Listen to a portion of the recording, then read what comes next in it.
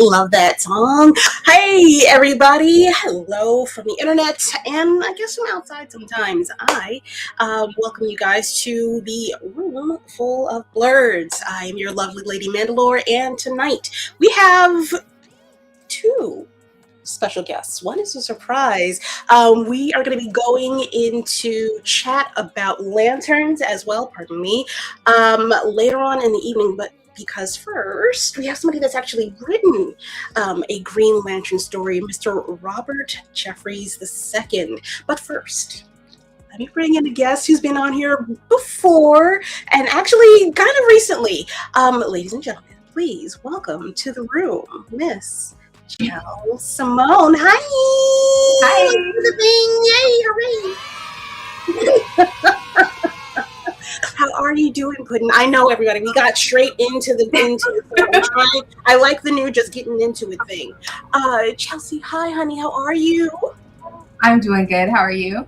I'm good. I think, where are we at with your Kickstarter? You're still doing late pledges. How many? Is it almost time? Oh, we've already hit the goal, but I'm doing the late pledges for people. So what I find interesting about manga as well as omnibus and things like that is those are books that can also go in traditional bookstores and stuff. So trying to drive up my pre-orders as well as I want to get on Goodreads too and have people review it before the book is out so that I have a higher chance at being in a commercial store. So look at the brains on Buki. I love that. I love the I don't know how to do any of this stuff. I'm still figuring it out. I know what I want to do. We're just gonna see if it works. I think any kind of press, as far as putting yourself out there, is good press. And now that you told people what your plan is, maybe somebody will come to you and tell you how to actually execute that even further. But I'm so glad you're here because we get to nerd out this evening. Oh, I can't wait. Yeah. That brings me to the guest that we have for this evening. He has been in the comic book game for, I want to say, close to, if not over a decade. This gentleman hails from, I believe, Chicago. I want to say Chicago. Please tell me I'm right. Ladies and gentlemen, before I talk myself into a hole, please welcome to the stage Mr. Robert Jeffrey. Oh, wait, I'm going to give you the round of claps. Hey.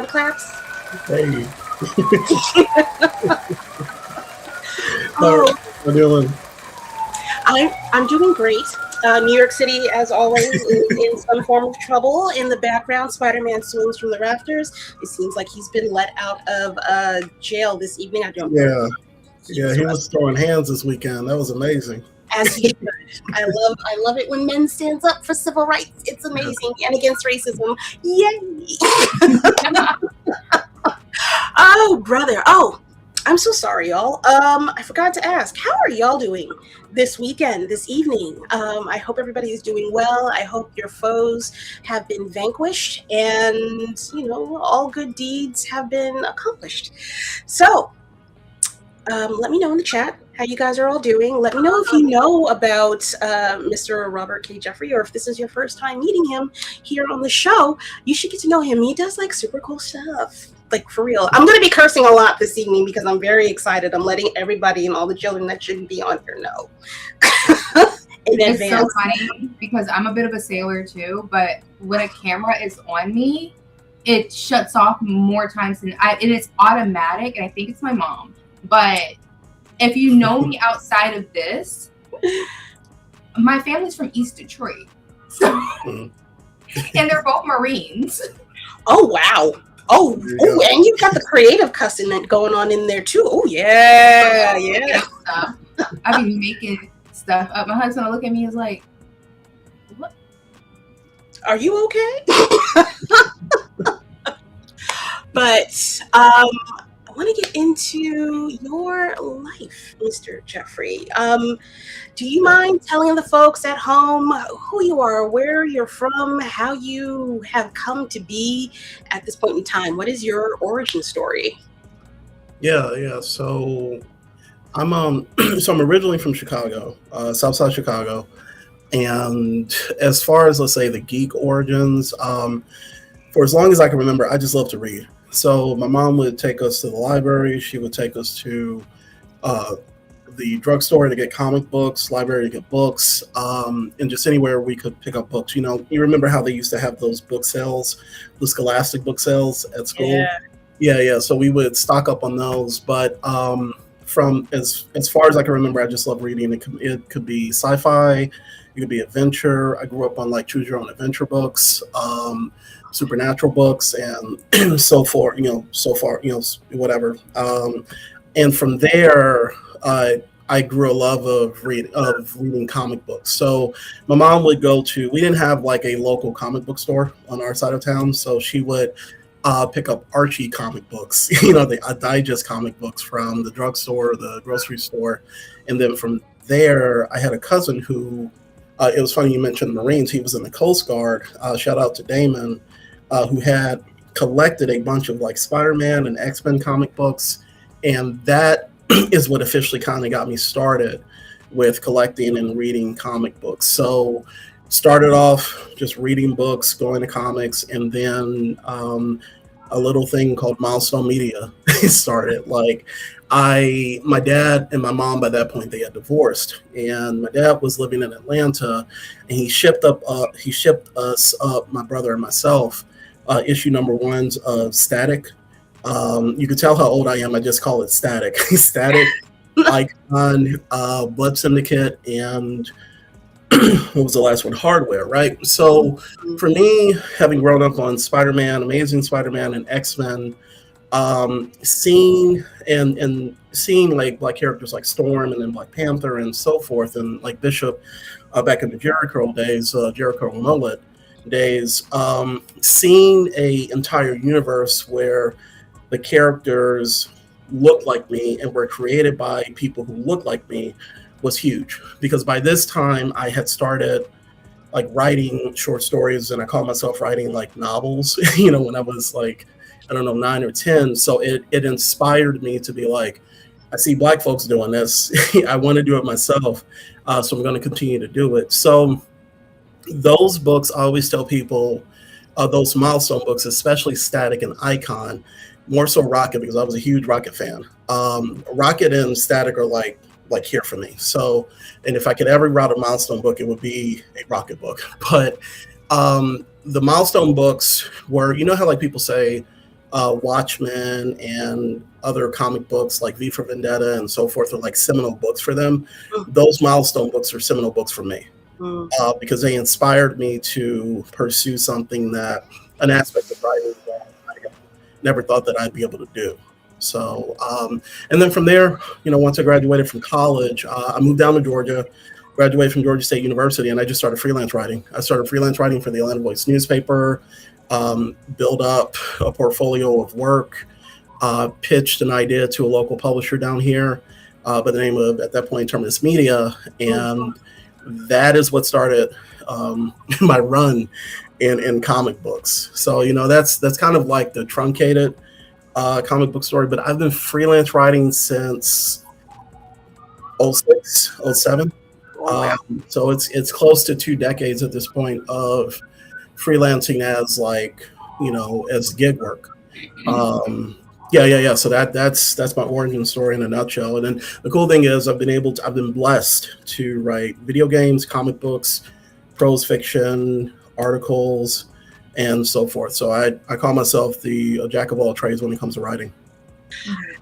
I was going to say, what is your wheelhouse, and is there are there any themes that you're trying to break away from? So as far as my wheelhouse, I've grown a good reputation as being a sci-fi guy. Like I love science fiction. I love writing science fiction. I love watching science fiction. But as far as writing, that's kind of been my wheelhouse. I'm a huge space opera fan. If you can tell by the Star Trek Enterprise schematic, I am pointing at the wrong way. There we go. There we get this right. The Enterprise schematic. Star Trek is my jam. You know, that is the franchise that I fall at the altar of. You know, I love all the new Trek. You know, I'm not, some stuff works better than others, but I'm a huge sci-fi guy. As far as trying to move away from something, anything in particular, not right now. You know, not right now. There's really nothing that I like. One of the things that, as a writer that I love doing is genre mashing. So, that makes writing certain stories very interesting to me. So I think that prevents me from saying like, oh, I'm just writing superhero stories and I'm getting tired of that, right? I find ways to not make myself tired of what I'm writing. So, but yeah. Somebody mentioned that when you watch a movie on Netflix, it'll have rom-com, action, and comedy. It'll have all these things that are involved in it. But when I put those things on my manga, somebody was like, well, you have all these things. I don't know what it's about. I'm like, because there's something for everybody in it. It's that. Like, I have a plot or a genre, and then I have subgenres. And I think that's how you stay from getting bogged down and burnt out, essentially, when you're writing. If you can, and it also makes you more creative if you're not trying to follow the a specific blueprint, which I think is what was happening with the MCU, is that they were trying to follow the blueprint when it comes to like the movies, and it got not even just the MCU, just Disney in general. There was a redundancy. It's like I'm watching the same movie over and over and over again with a different color dress on it. To reword your initial question, not what are you trying to move away from, but what about moving towards? Because you've been in this since 2008, and the landscape has changed. So you entered when the economy wasn't the best, and then we had COVID, and now we have the Orange Man in office again. So how is that? And AI. Yeah. And so how has that affected the way you move and your goals? Life be lifing, right? So so specifically when it comes to writing, one of the things that I tell folks if they ask the question, right? I don't know, like sometimes I feel that weird saying like, okay, sit down and listen to me. I got stuff to talk about or teach you. I'm like, that's not me. If you want to learn, you can learn.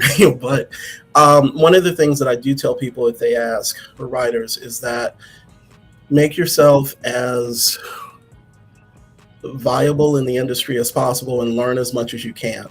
Don't just do one thing. So, I can't afford to just write superheroes. I can't just afford to write just sci-fi.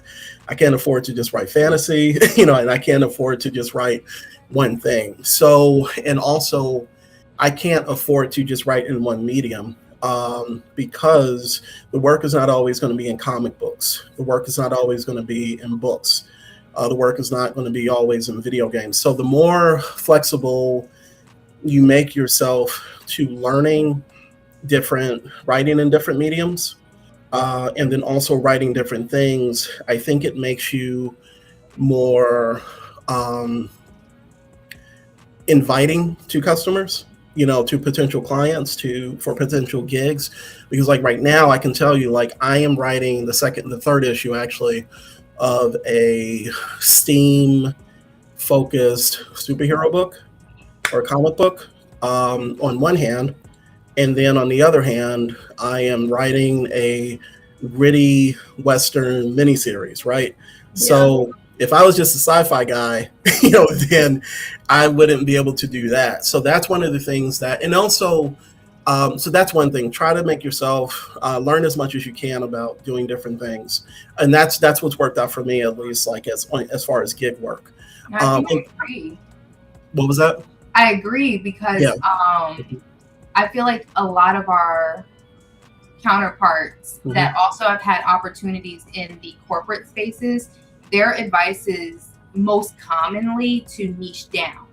But when you're coming from a freelance space in a more shaky ground, you don't really have that option. Like my claim to fame is manga and film art. Like I draw women very well. But what makes me money is fantasy book covers. And one of my largest commissions was from a space opera novel, actually. So I think the advice, unfortunately, shifts when your skin color also plays a factor in it. And I think there's more of an expectation, unfortunately, for people like us to have to do multiple things in order to be seen as an asset, which is the whole be 10 times as better just to be seen as equal argument we've heard our entire lives. It's frustrating. It's frustrating.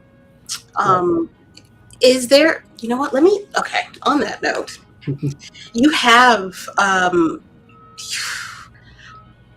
first of all, I want to apologize for not being more familiar with your work. It is a fucking travesty. No. Stop that right now. Wait. I gotta give you your flowers before we go. You can tell me no after. After I give you the flowers, you can throw them away. I don't care. Okay. I'm sorry. No, you're fine. The books, I wish I had been able to have the books that you've put out, the ones that you sent me, back when you first put them out, because to be in a space, in a time where you're being inundated with Black bodies being, used, abused, cast aside, shot at, thrown away, your books, for me, even right now, are a shining light. They are an immensely bright light. And if you're looking for any shred of hope, pick up a Robert K. Jeffrey book. Honestly, if you need something that is going to motivate you to keep going, to be better than what you are, and not get inside your own, or live inside your own mind, if it's a dark space, pick up his books, sincerely and wholeheartedly. With that said, I did not mean to cut you off. What were you going to say? Well, no, I personally, let me respond to that. Thank you so much, because that means a lot. I didn't mean to cut you off, but like one of the things that I tell people is that I am a hermit, right? So part of the lack of, I always feel, and then also we are inundated with so much pop culture on the indie side, and then also mainstream, that if me getting lost in the mix, like that's what I'm saying, like you ain't got to apologize. And added to that, if I'm like ducking and dodging the internet, right, because I don't like noise, I understand how I can get missed, right? So that's why I was saying, like, you ain't got to apologize. We connected when we connected, and it is what it is. So, like I said, as long as I'm still breathing, I will find a way to get this work in front of people. So that's the thing. But yeah, my marketing skills are, y'all were talking about cursing. I am not the best when it comes to that. So that's something I need to work on. But all that said, I really appreciate you saying that.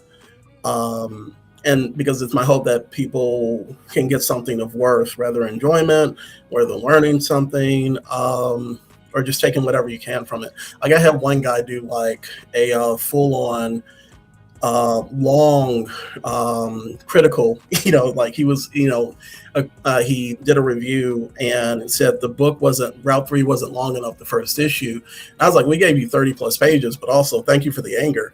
That means that means you decided to say something. So like, as long as you're not calling me out of my name, and then I prefer constructive criticism, but I appreciate anybody who engages with the work. So thank y'all for even having me on the show. So of course. First of all, let's get into this Route 3, because I was sat 1,000% sat for this comic. This is a wonderful book, and the fact that you wrote this, I want to say 2012. The first almost go around with what's going on in the world right now. This book was worthy of a TV show. I don't know what old dude was talking about. The first issue was short. that's a compliment. That means he was hungry too. He wanted more. And 30 pages is not anything to sneeze at when you're talking about a traditional issue. The standard is like 22 to 24, so that's 22, that's 24. Like when I saw the review, like it stands out. I was like, yo, we gave y'all deluxe, like we gave you deluxe, but like you said, he was probably hungry for more. So who knows? Yeah, I understand his frustration, and it's hard. It's hard being like, well, where the fuck is the rest of the goddamn book? What you mean you dropped it off just here? That's not how you do a book. Don't do me like that. I don't know if I'm ever going to see you again. How you just going to ghost me after 30 pages? 30 pages. I get his possible frustration, but I don't see it as negative as a person that reviews books. I see that as somebody that was like, hurry up and put up issue 5. Can you tell us a little bit about this book? I know it involves a teenager. I want to say, I can never remember last names, and I'm really bad at it. I'm really sorry. I know his first name is Sean. He comes from a family in the what is it? Is it Stone Mountain? Yes. Yeah, Stone Mountain. Georgia? Yes. Yep, Stone Mountain. So I call Route 3 the super powered arms race across the Southeast. And so it's not your like typical teenager getting abilities and going out to fight crime. It's a story of Sean Anderson. I'm a huge Matrix fan. Hello, Mr. Anderson. Sorry. So that's where that comes from. So Sean Anderson, he has recently experienced the passing of his mother from cancer, and he is just kind of going through it. That was the person in his life who got him. He's a weird, nerdy kid, and he discovers that he has these life-changing telekinetic abilities. The thing is that there are several parties that are aware of these abilities, and they want to use him for their own kind of selfish goals. So it's a little bit of, I call it 24 meets Ultimate Spider-Man, in terms of the, kind of giving that, little bit of origin story, but then also the action espionage thriller vibe. But it was funny you mentioning like the different major events that have happened kind of within my lifetime, and one of the biggest things was 9/11. So at that point, we have this like it's the same stuff we're going through now, except like in a different, there's stuff that's similar, there's stuff that's different, but it's this whole thing of like the government coming down and overexerting itself on the people that it serves. And so in the wake of 9/11, this is my kind of response to that. Like, what lengths will a government that feels that their backs are up against the wall, what lengths will they go to make things quote unquote better, right? So, and at the center of this is a teenage black boy or a young black boy from Stone Mountain, Georgia. And so, it's you got a lot of like interpersonal stuff that's happening with Sean and his family. I mean, Sean and his father and his brother. You have a group led by, I call him 316, the gentleman you see with the red aura around him, who was like, trying to serve, not queen and country, but, be ultra patriotic and serve his country, but also having members of his team questioning if they are doing the right thing, trying to kidnap this kid. And then you have a gang who is outright trying to kill him. So it's there's a lot definitely going on, but you get three issues of action like this, drawn by one of the best artists in the game, Sean Hill. I was going to say, let me give them their props. Sean Damian Hill is the pencils, pen-ups, and inks. You have Ann Siri, is it Omi Malante? Ramalante, yeah. Lafayette O'Neill, who did the coloring, which I'm a color girl forever and ever. And then Tony Kane and John McGuire are your editors from Terminus Media as well. I don't want to sleep on anybody else, but Vincent Christie for the layout, and then Sean Damian Hill and Lavada O'Neill for the graphic novel cover as well, and Anthony Piper for the series cover. I'm trying to be better at giving everybody their credit because it is very important, especially when you're assembling a crew of creators to bring work like this together. So I have a question. This might be completely innocuous, or it might be on purpose. There was the scene where he looked like he was coming out of the page essentially, but he had the mushroom, the toad on it. Was that two questions? Was that a reference to Mario? And then the next question is, or maybe not a question. I was a teenager. I'm the same age as Trayvon Martin would have been. And a lot of times when we see Black kids presented in media, they use the most menacing picture they can find to reinforce this narrative that this was a grown man doing this. And so seeing a kid with powers but having like a little mushroom on his shirt emphasizes the fact that this is a kid to me. And I think that that's such a powerful choice. So and thank you for that. The mushroom on the shirt is definitely that is Mario. That's a reference to Mario, and I want to say that's a Sean Hill edition. The image of I love a hoodie, right? And I'm just going to be straight up. Like I love a hoodie, especially in a character design. Like if I had it my way, all my heroes would wear hoodies, but we know that's not feasible. But then like you said, when you tie it, because there is a cover for either the second or third issue where we have had comments where we had one person comment, I remember this clear as day, that's the ghost of Trayvon Martin, right? And so it's that thing of where it is, this is a kid, right? He is a kid, and we try to reflect that as much as possible, because there is this thing of when it comes to black children that we are seen as being older than we are, and we are treated as such. So that is one of the things that I think that we have tried to capture over these 3 issues, because this kid is catching hell, for being who he is. So that is definitely, like, we do our best to be like, we don't want to ignore the fact that he is, like, I think either 15 or 16. 16. That is 16, right? Yeah, 15 is like, I'm in my 40s, y'all. Sorry.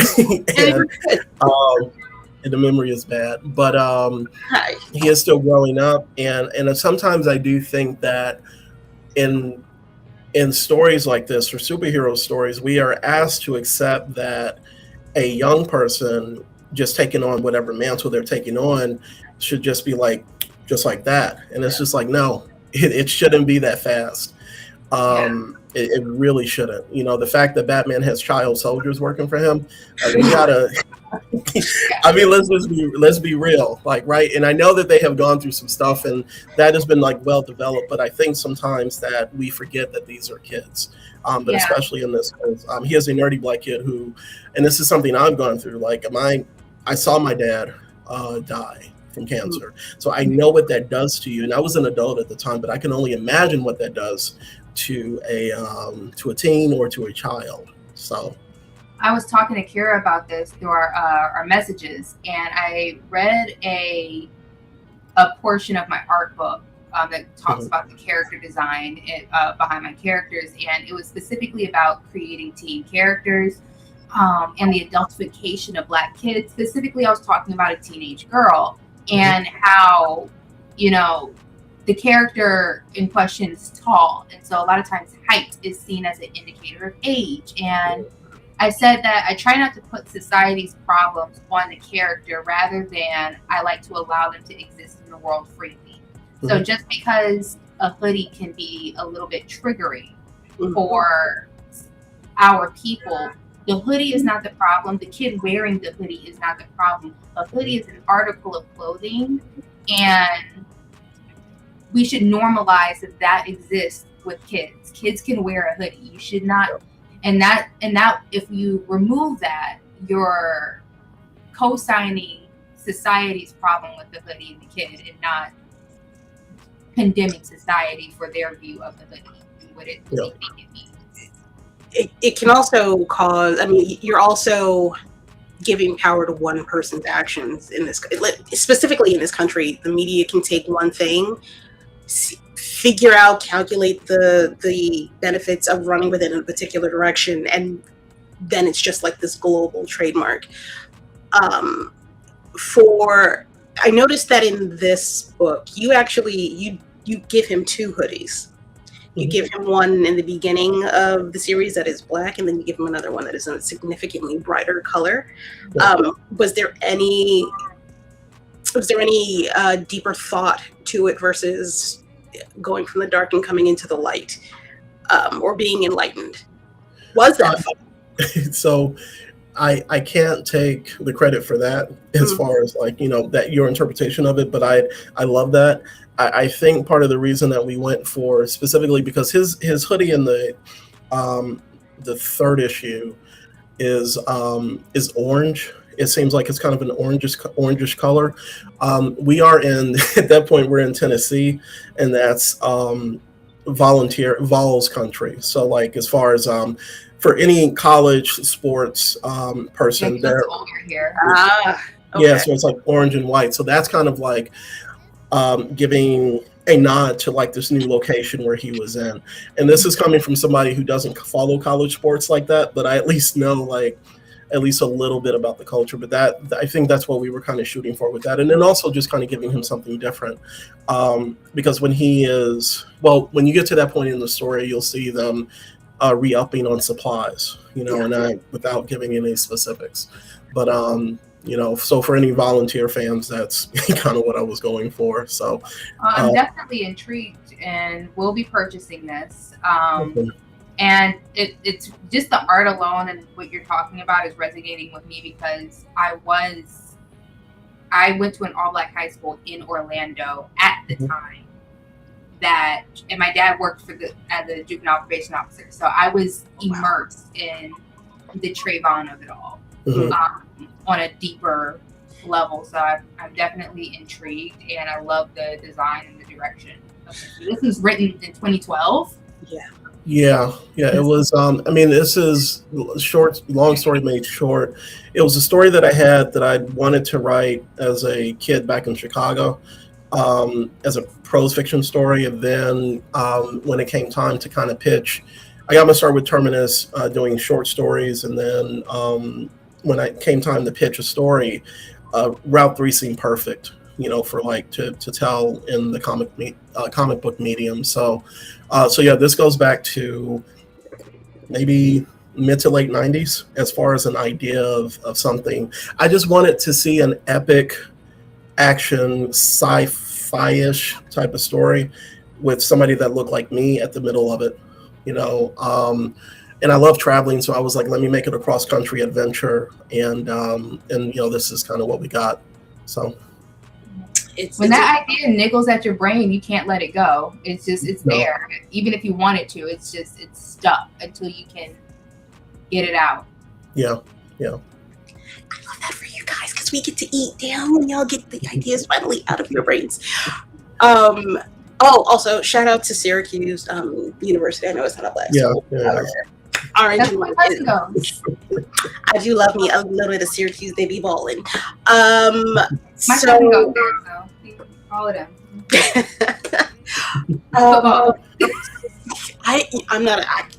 I don't know football. I ain't gonna hold you. That's all I got. When the game is on, I just yell football at did I do it right? Hey, go team, go! Yay! Okay, so we are firmly in 2012, and then you take a little bit of a leap. You end up going into one of the DC workshop, correct? So, How did you come across it? What made you apply? so I applied twice, and partially I wanted to write, I guess, at that level, for either like for like with a mainstream publisher.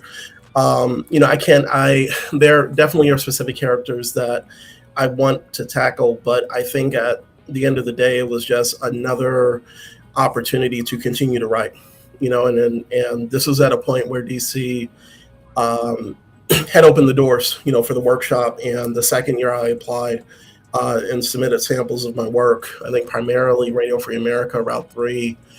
I'm trying to think of what else at that point I had written.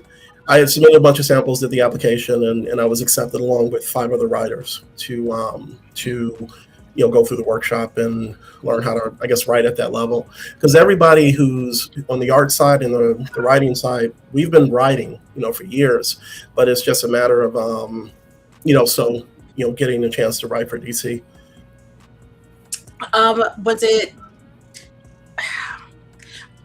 Did you feel like you actually gained a lot of knowledge as opposed to somebody that's kind of just, I scratched that question.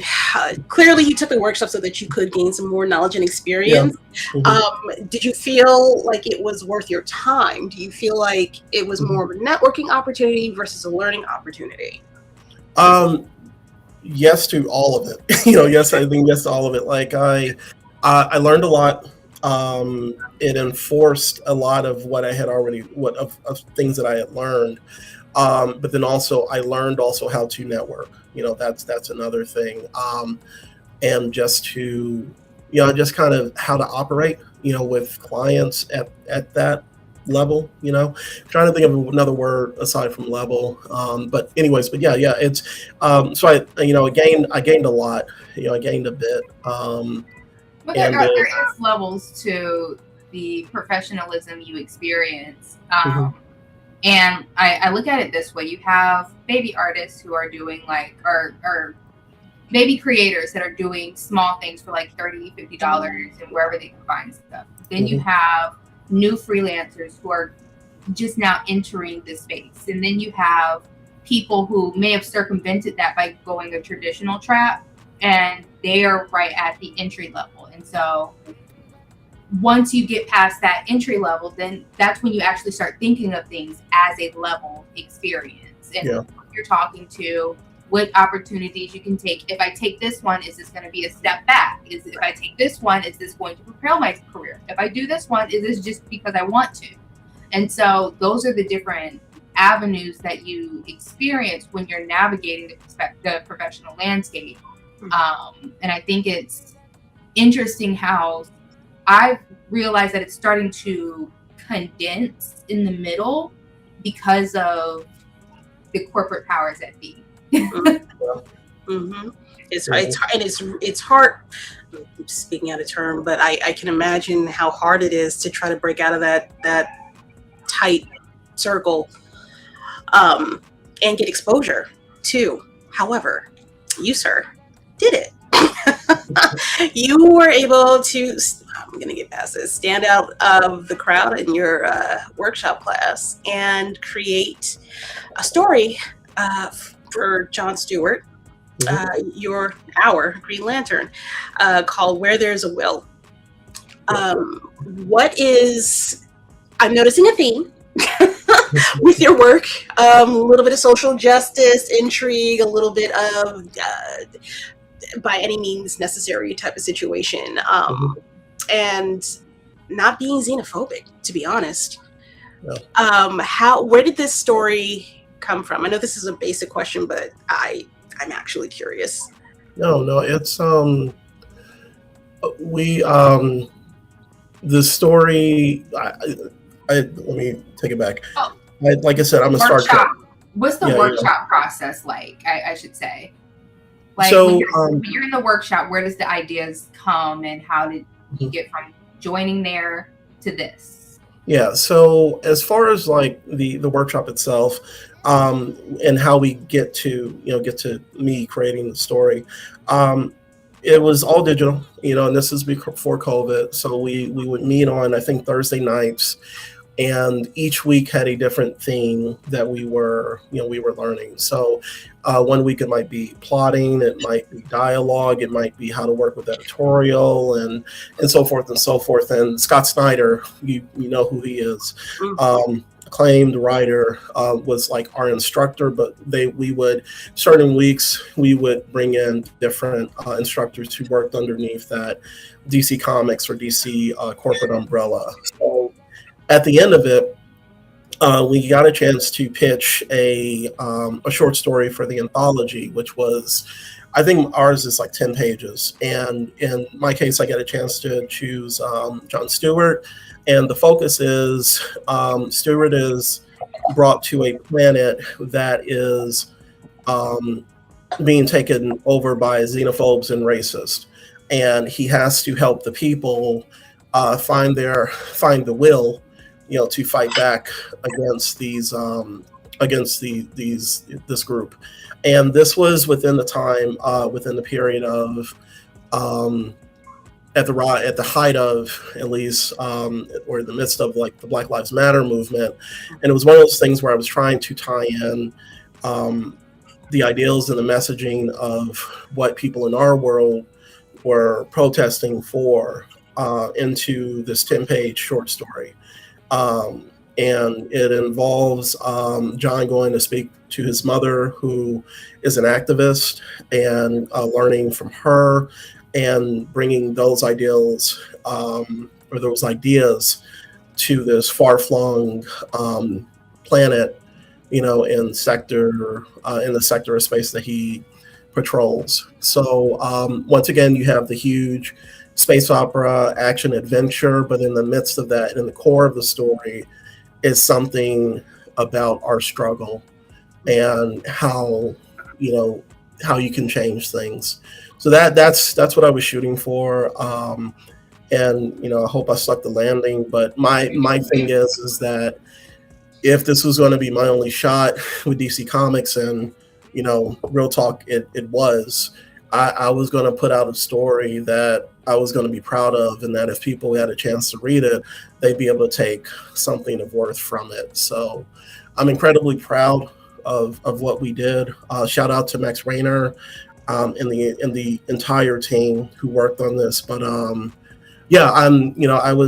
happy, with kind of what I got from the workshop, and what I got from the experience of working on a story like this. Also to give a shout out to the people that actually helped me put this all together. So Max Rayner was on the art, John Hallis is on the colors, and then Ryan Christie for the lettering, which is a severe pain in the ass. I'm not going to hold you. I saw somebody doing lettering a couple of weeks ago, and like, oh my God, there is so much more to it than just typing something out and putting it into a bubble. Dear God, it is a pain in the ass. I need you to know that, Kira.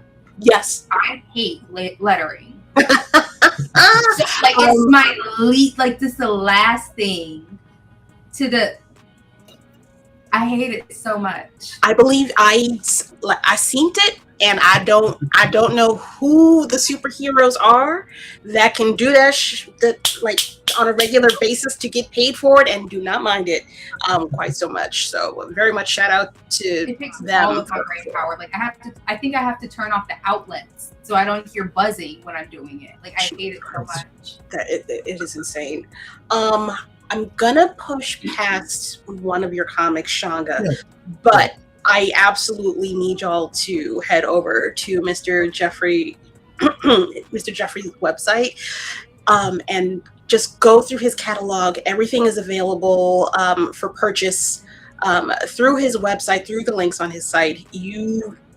Changa is one of my favorites. Changa is for sure another one of these books that I think deserve to have a show.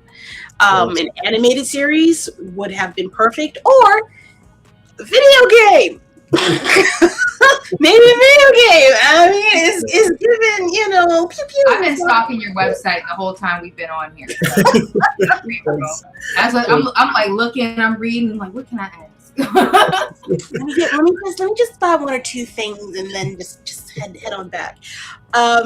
So we're gonna go past Changa. I'm really sorry because I really love this comic, and we're gonna head into the Outlaw. And before I forget, just a quick shout out for Changa. That is an adaptation of a really good novel by Milton Davis of MV Media, and shout out to 133 Art and working with Milton to bring it to life as a comic book. So always want to give proper credit, to where it's due. Thank you for mentioning them. 133 Art is another website that you guys need to actually check out. They have a myriad of comics that you guys can peruse through. I absolutely implore you guys to check that out. So it's 133art.com. Please go and check them out and report back. Let me know what you think of some of the books that you find on there. Now, the pièce de résistance. The Outlaw Cherie Lee. So, not to bear you underneath this at all, but the Shaboozey plucked you out from all of the possible authors that are out there in the world.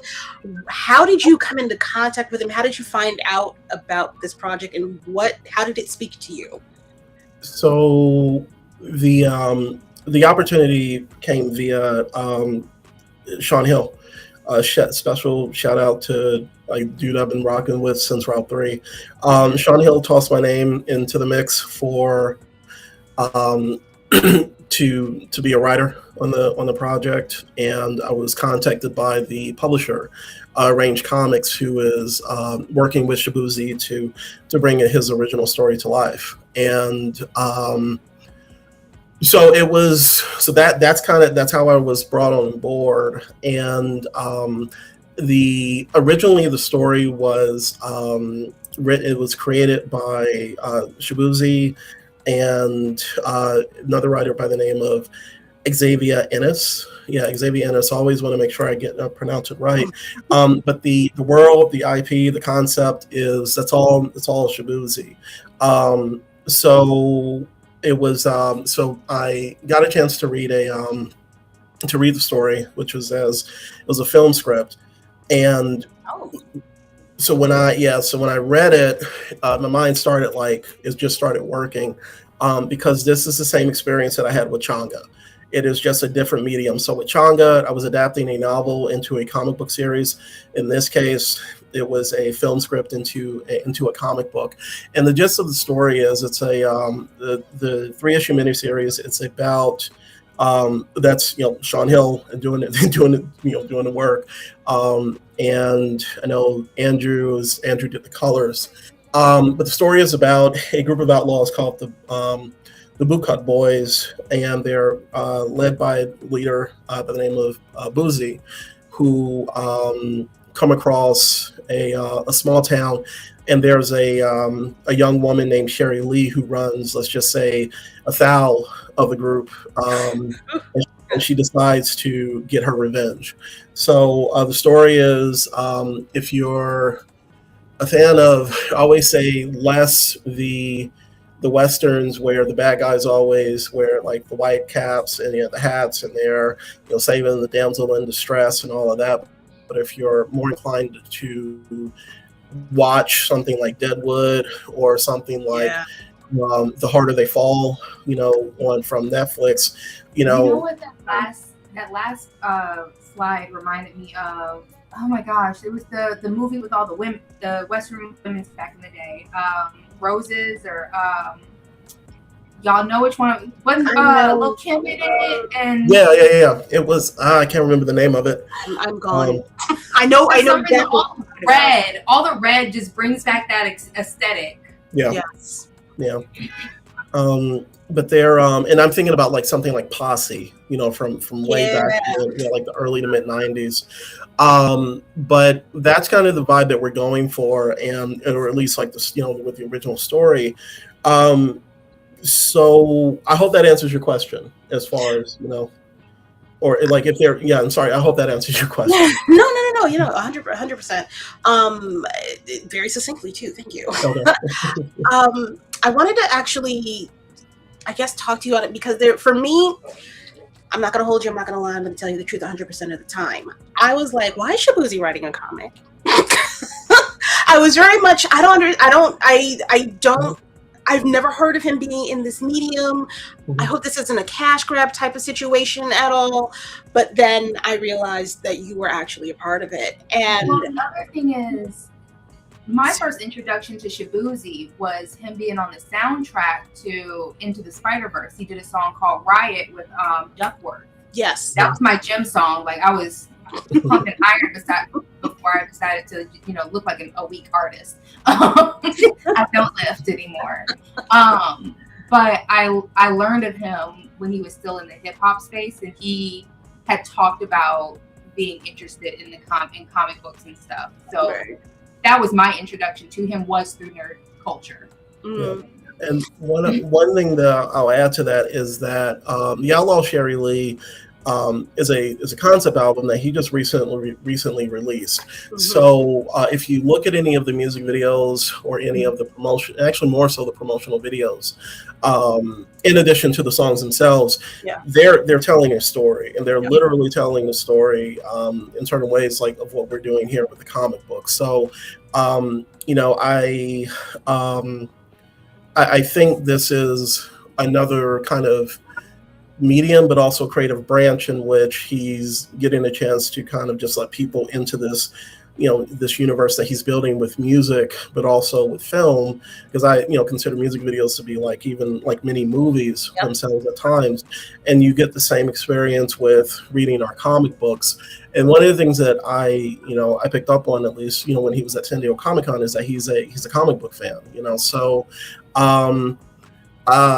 with where the story is going, one of the things that I like about comic books is that you can use the medium to tell any kinds of stories, right? So it doesn't necessarily need to be, and this goes back to what I was saying as a writer, I don't like limiting myself, right? So this is another way to use the medium to tell a Western, right? I've had experience with writing a short story for a prose anthology, another a Western.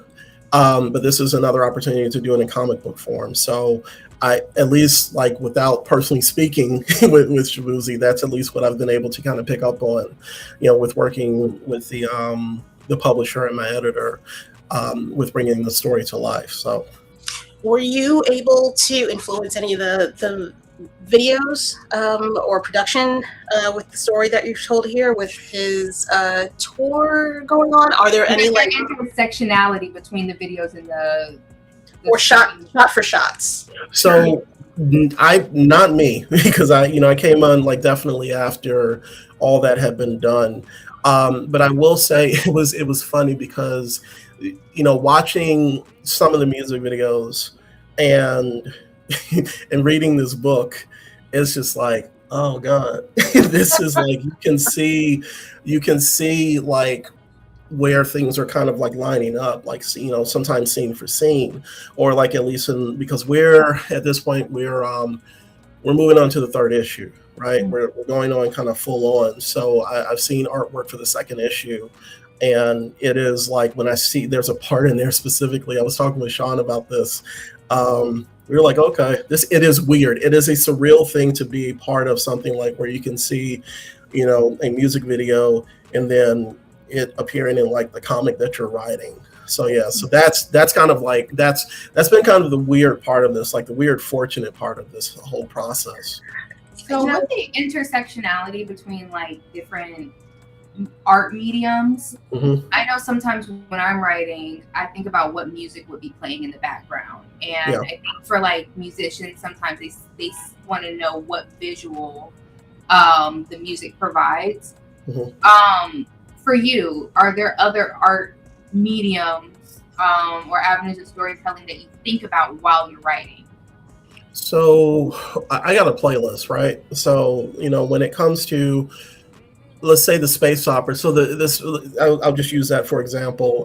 This is a teaser, right? So for the space opera that I'm working on, the personal project, I'm playing a lot of John Williams, right? I'm playing a lot of Star Trek. I'm playing a lot of, strangely enough, jazz. The other thing though is because it's a YA, story. I am trying to find artists, hip hop, socially conscious hip hop, a little bit of the stuff that I was growing up listening to. I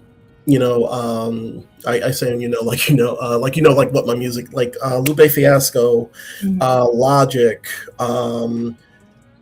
I want to say a certain artist, but he is like, whatever. Let's like toss him away. We can acknowledge the contributions an artist has made while holding them accountable for the damage that they've caused. Okay, so the problematic artist would be Kanye, right? Yeah.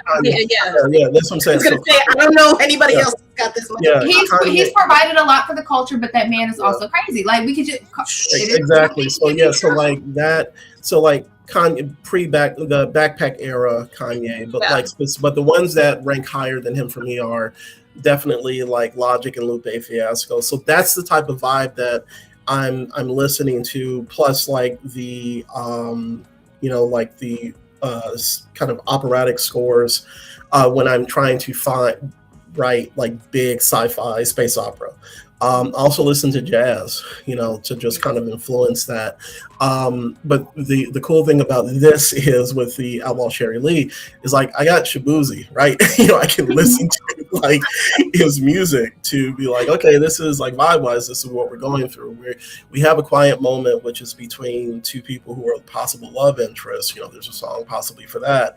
There's a song where it's more like this is a shoot 'em up, this is a Western, and all of that. But yes, so I definitely have different playlists, based on, what I'm writing at the time, so I could kind of vibe with that. Sorry, I had to mute myself. The sirens were loud. I also wanted, I guess, to ask, do you feel like, are there instances where you have to fight against your morals when you're writing some of these stories, or maybe some of your ethics as well? For me, when I was reading the book at first, I had my, what is this white woman doing in my black ass comic? I don't understand. I'm being genuine. The story, I'm not cheating on it, but it was that I'm like, wait, hold on. Taking the story, you want to be entertained. Do you have any instances where you're like, you're battling against yourself to portray your villains in a particular light? Is there any kind of like conflict of interest as well for you that you have to fight against? You have to put a flag on the play. So one of the ways, I think this is just in general, that I try my best. I try to be as genuine as possible when it comes to reflecting the characters that I'm writing and the experiences in the story that I'm trying to tell. I've been fortunate in that. Let me say, this wasn't the project where something like that has happened, and I'll just say that. But I do.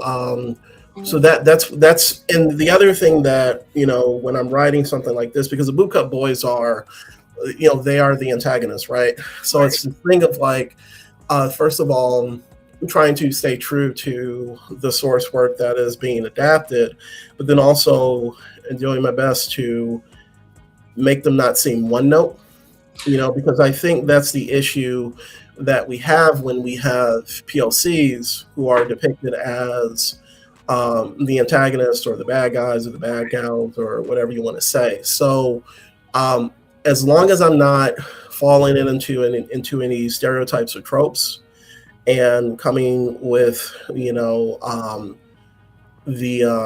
complexity that I think is needed when it comes to writing us as, like the, I'm just going to say as the antagonist, then I think I've done well, because outside of this, I have plenty of works where, in my preference, I'm being honest, is to have us at the lead on either side of the coin, on both as like the good guys and the bad guys, and trying to, have them not come off as one note. And I think that if I've done that and stayed true to the character that I'm creating and writing, then I'm good to go, right? So that's personally speaking, for me, because I hate when I'm watching something from back in the day and all we have is just one line and it's just like the most absurd, what the hell is that? Absurd, over the top reflection of a criminal or something like that. It's giving blaxploitation. Yeah, blaxploitation. That's another discussion for another day. But like, there's definitely stuff where we weren't given an opportunity to be. You think about somebody like Magneto, right? Or something where you see his character from a variety of facets, right? On one end, he drowns an entire submarine full of sailors, right? But on the other side, he kind of realizes the errors of his ways and tries to, kind of come back from that. But I don't know. Like sometimes I don't think we're given that complexity, which is unfortunate. And I think like when it comes to like the stereotypes come from a place of truth, whether it's a true fallacy, like something that was made up to, like, Black people did eat watermelon, but there was a very specific reason behind that. So are we using the stereotype to harm, or if we are including that stereotype, why? What is the reason for it? And is there exposition that either subverts the stereotype or acknowledges that the stereotype is wrong? Are we condemning the stereotype in this work? And I think a lot of times when people include a stereotype, they don't do enough to subvert it or condemn it. And it is shown, the only times that we are given complexities is when we are allegorically Black, but not actually Black. Yeah. So if the character is like blue, then it's like, okay. I mean, because then for a certain demographic, it's easier to accept, right? That movie, The Goat, with Steph Curry voiced that goat. It was an animation movie. It was about the systemic, the socioeconomic issues that Black people face in the hood while trying to make it for themselves. And I'm like, this is a movie about animals. Yeah. But we can't have that movie. Well, one of my favorite things. Oh, I'm sorry. No, I was just saying we can't have that movie with us as the face, but they got to make it a bunch of animals. Yeah. That was a Black movie. Yeah. Yeah. But I think that also that has to deal with the person that wants the movie made too, or has the money to make the movie in general. We can put the story out there. We can have our Black faces attached to it. Shout out to, oh my good gosh, the Bass Reeves Netflix animated series that's about to come out. Yeah. I'm high-key mad about that because I was working on the Bass project actually. Still keep working on it? Okay, who said that? It's not my project. The writer's upset about it. The writer is pissed. Oh. Well, I'm sorry in advance. I'm gonna watch it. I'll be mad for you because it looks good. It does. It looks good. I'm gonna be mad for you. But I've lost my train of thought. I am so sorry. With the with regards to not having characters that are one note, you pull that off in this first issue. Because I immediately was like, I was ready to be like, why is this Black man the villain? Why Shaboozey, you make yourself the villain in this? And why for two is Miss Cherie Lee the damsel in goddamn wait a minute, I'm on your side. Hold on, no, take back what you supposed to. No, you go get yours. Go get what you need to go get. Go take from them people. I'm with you on this. I don't know what happened to you, so I might change my mind again. However, in the meantime, this will be my form of reparation rooting for you, for the Bootcut Boys. So y'all are just absolute batshit fucking crazy, and I'm not rooting for you specifically, but the team as a whole and what they're trying to achieve, which is peace and to be left the fuck alone, I can get behind. I can totally get behind. However, y'all did some fucked up shit to Cherie's daddy. But we gotta have a conversation. We gotta have a sit down conversation, because if you trying to get your peace and reparations, but you doing this, we gotta have a sit down conversation, because this ain't how you move. Be like you. I mean, I know how it is, but Miss Cherie Lee. The question is, whose peace? Correct. And at what cost? At what cost? You always, anytime that you're trying to seek peace, you're making an enemy of somebody somewhere. That's what it feels like. You just got to make sure that you're on the right side of everything. Rachel. Yeah, that is. It's gonna be tough. Speaking of not having one-note characters, can we get into? Actually, first, before I do that, Mr. Jeffrey, I know that you are limited on time. I want to make sure that I do not go beyond what you can afford to dedicate to us. I do want to make sure that everybody knows, down in the description below, you can absolutely check out robertkjeffries.com. You can go to his website. Again, you can find all of the books that we've talked about and didn't get a chance to, unfortunately, this evening. Make sure you go to robertkjeffrey.com. That is singular, Jeffrey, not plural. It's hard. But please try to remember that. You can actually pick up the Outlaw Cherie direct. I have a link directly below in the description as well. Do you have a few more minutes? Do you want to talk lanterns, or are you officially? Yeah, I can do a few more minutes. Yeah, that would be cool. Okay, perfect. Love that. Because we I'm tight on time, because I'm trying to be out at 9:00 as well. Y'all. So I promise you, we gonna shut this shit down at 9 p.m. We are gonna be off the air this evening. But please make sure you check out Robert Bobby. Mr. Jeffrey's website. You can go and purchase the Outlaw Cherie Lee on Amazon right now for the paltry amount that is $10.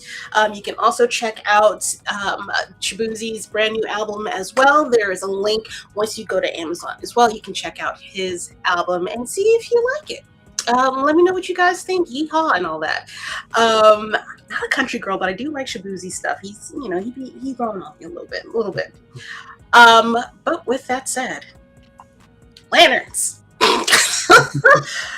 I am so happy that this worked out timing-wise, as I am sure you are an aficionado of sorts of things that are Green Lantern. What is it? I am so excited to see this. I'm very curious to see what your thoughts are with this very first episode, because it's not a lot to go on. It was only an hour long. A lot happened in that hour, though. So much happened. It's who, aside from John Stewart, are there any other characters within the Green Lantern universe that you might want to see in this show? So, as far as for me, I would love to see Jessica Cruz, and then also Sojourner Mullen, so Joe. And part of the reason Jessica Cruz was a character that I pitched for in the workshop. Yeah, like I had a short story ready for her, and just because the reason I relate to Cruz a lot is because of her fight with anxiety, right? So like if somebody who has dealt with anxiety, fighting, anxiety, depression, and that she has really appealed to me as a character, and I just love her. I love her story. I love her as a character. And Joe, she is amazing. Joe is like one of my favorite Green Lantern stories of all time is Far Sector. Part of the reason is because of the creative team. N.K. Jemisin, I've been a big fan of her books for a while. Jamal Campbell is amazing. But also it is a genre mashup. It is a murder mystery meets an intergalactic, like a space opera. So those are two characters that I hope that we get to see, in some form or fashion in this first season or future iterations of this like new DC universe that they're building. Yeah, oh wait a minute, Tafara ITV is in the chat. Is this true? Season 1 of My Adventures? Are you? Yeah, they're making a spinoff. Shut the fuck up! Wait a minute! I didn't know about it. I think she's going to be in high school. I do need to play catch up with My Adventures as Superman, but I know that this is a spinoff that's going to be set in that same universe. Holy shit! Yeah. Well, shit. Now I gotta watch fucking Superman, and I'm not even into that motherfucker. I'm not even gonna hold you like that. He's not my favorite DC character by any. But I will say I did like the first season. I have to catch up on it. I started giving Superman a little bit more grace when they started treating him more human, if that makes sense. Mm-hmm. Instead of him just being this milk-fed, green grass, red, white, and blue. Yeah. Like you're on a planet that's headed down the same path as your home planet. You should have a little bit more grit and a little bit more anger towards it. You should have a little bit more Magneto in you. You don't got to be full destroy everybody. But so when they started, I'm not a Superman fan, but I can appreciate that they're treating him like somebody with like their own thought process. Mm-hmm. Mm-hmm. So, but Lantern, unrelated but related, Aaron Pierre's arms in his first scene. I'm so sorry. I just needed a moment of silence for that because I saw that one girl. Oh, look. I'm trying to be respectful. I had to say it. I'm good now. I'm good. It was said. Oh, no. I'm gonna be worse, so I'm trying to just stay quiet. Absolutely quiet. I'm just sitting back. Okay, tell me how you feel about this, because we mentioned this when we were in the chat on Pink Riot. Yes. When he was first announced as Green Lantern, there was a lot of people who were very upset about his skin tone. Mm-hmm. And I was not one of those people, because from a design perspective, when I look at him, phenotypically, he looks very black. He don't look ambiguous. He looked like he might have two light-skinned black parents, but both his parents are black. And when I look at him, I don't see like the Michael Ealy of it all.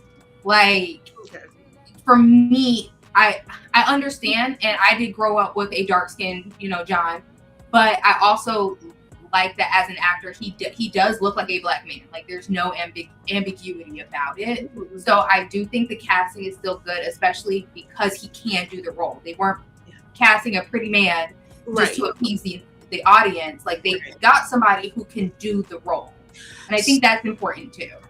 So I want to get your thoughts too, Robert. I don't know how you feel one way or the other about all of the casting. Mm-hmm. In general, I was very much in the camp of I need my dark green lantern. I need my blackest day, darkest skin tone Green Lantern. And for me, it was because of representation. Seeing somebody that is of dark skin and not having them be evil. Not having them look as the bad guy, somebody that is downtrodden, someone that doesn't have morals or ethics, like a common man. You know what I mean? Bring Aldous Hodges' Thanagarian butt up in the show then. Well, I mean, you could have. Well, he's on. What is he doing? He's doing Ross. He's Ross.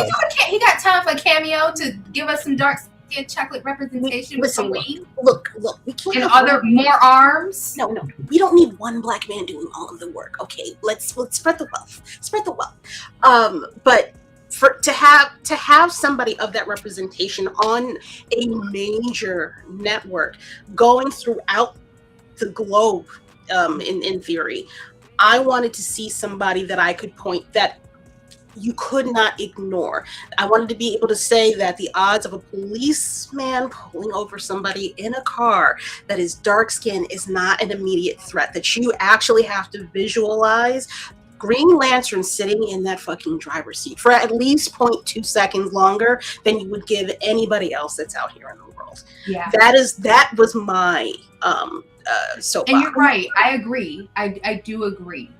And I don't think anybody's critique of it was invalid. But I also think that it was still a good casting choice based off the fact that and I say that Aaron is perfect. Aaron is perfect. Going from Rebel Ridge, which is what everybody knew him for at the time, to getting this, we didn't have anything else to go on with him as far as acting goes. So this kind of was a shot in the dark for the public, for the viewers. I go back to Blerd's Eye View. You can watch me go on my rants. He'd like to go back to the captain and the crew. There was never a doubt that this man was going to excel in this role and be a standout in this role, for a myriad of reasons in my mind.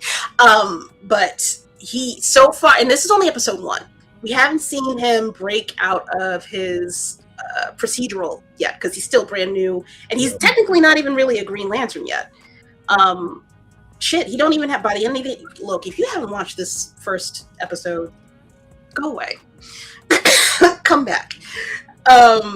He doesn't even have the ring at the end of the episode, so he's still in that weird limbo by the time we're at the end of this episode.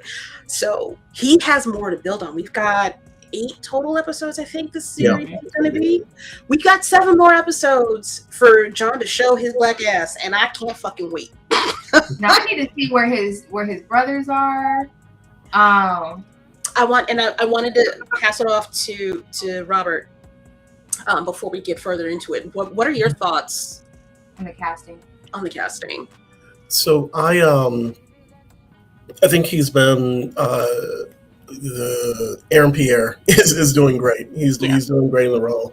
And this whole thing of him being balanced off of Kyle Chandler as more the hothead, and actually not even just hothead. Like he is like, I don't know if this is called like the what do you call it when you hit the middle age crisis, hell or whatever. The bucket? The fucking bucket. Yeah, the fucking bucket. And he, I don't know what happened between that 60 Minutes interview and now, but he is going through it, and so I think the casting all around has been good.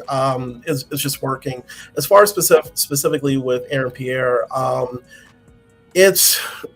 like watching us as nerds, talk about stuff. It gets ugly at times, and the most recent example of it, I think, was the discussion of colorism when it came to the Storm casting. Right? It was like, I don't know what more needs to be done to satiate or whatever. And it makes it hard for studios. I feel like I don't want to say it makes it hard. It gives studios an excuse to say, well, we can't make them happy anyways. Yeah. And I don't like that conversation. Yeah. I'm not saying we need to be happy with scraps. Like, when things matter, they matter. But she's not scraps. She's a talented actress. Mm-hmm. She is brown skin, dark skin. When I was a former makeup artist and had been since I was 16. I'm 31 now. And when I look at the shade range, she fits in the category of dark. Yeah. But she might not be deep dark. She don't look like she's from South Sudan, but she's a dark skinned woman. She's not. Unfortunately, the barometer we have is the paper bag, and she's not going to pass that test.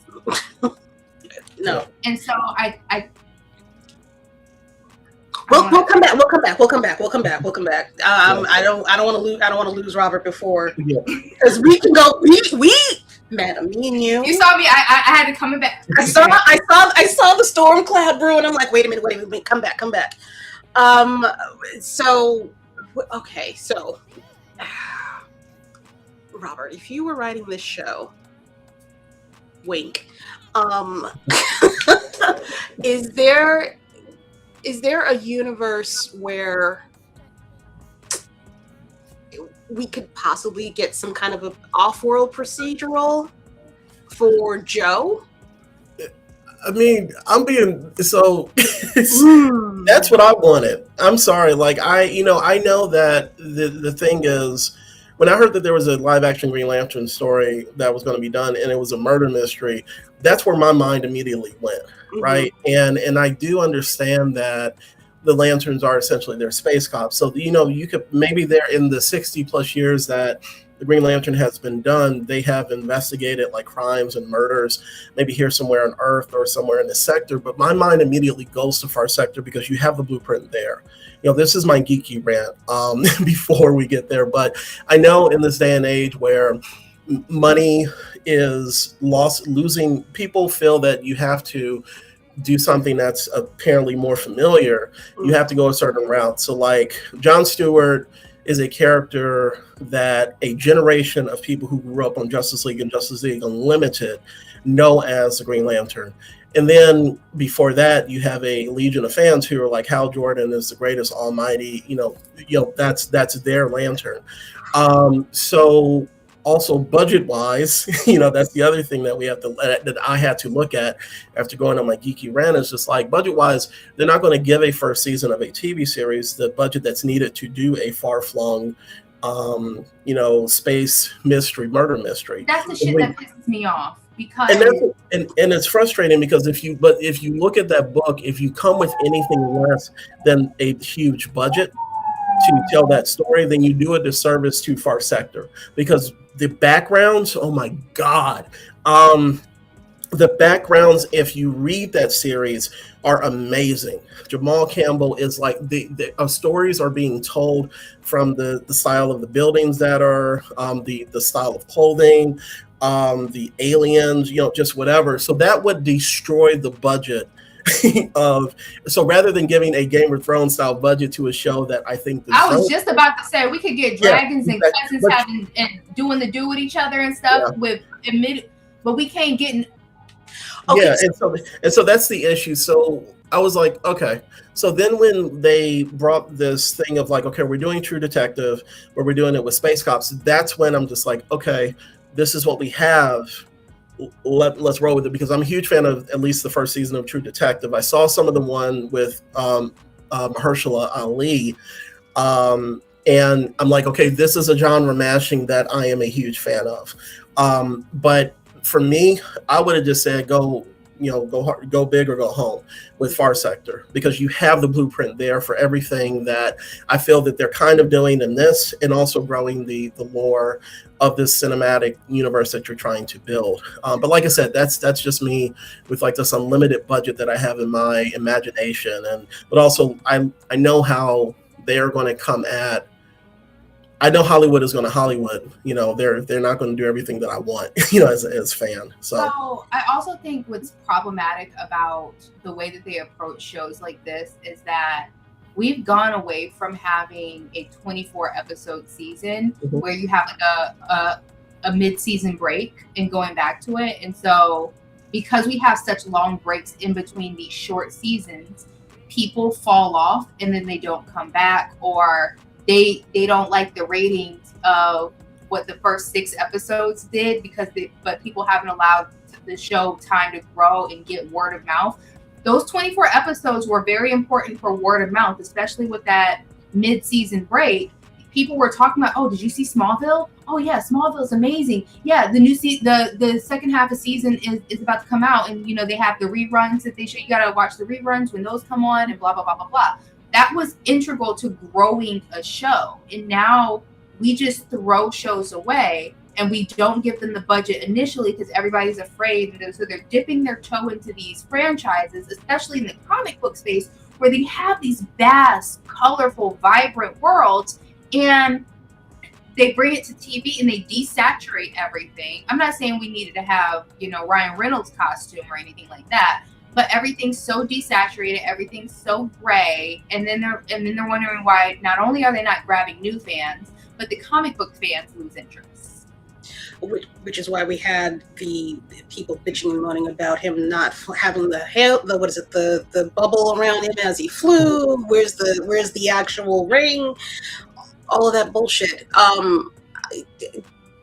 talking about that and thinking about the way that you have different mediums that you're moving through, do you, for me, it makes sense to have those mediums be the new way to get things kicked off, to at least prove a little bit of the viability with viewers.